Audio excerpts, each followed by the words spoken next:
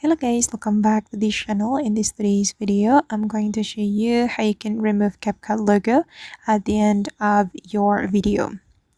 Okay, let's get into it guys. I have created a project in my CapCut application, and usually if we create a project in CapCut, we will get CapCut logo at the end of our video like this. And if you want to remove it, you just need to click on the ending or the CapCut logo, and then you're going to click on delete, and after that the CapCut logo will be removed from your video.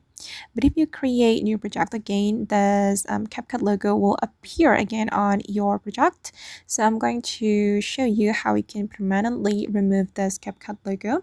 You can go to the CapCut setting, but before it, you can go to your profile and click on the setting icon on the top right corner. And then here, you're going to disable the default ending. Okay, just like that, and click on discard. And after that, the CapCut logo won't appear on your project anymore. Alright guys, and that's all the way to remove CapCut logo at the end of video. I hope this tutorial will be useful for you. Thank you so much for watching and see you in the next video.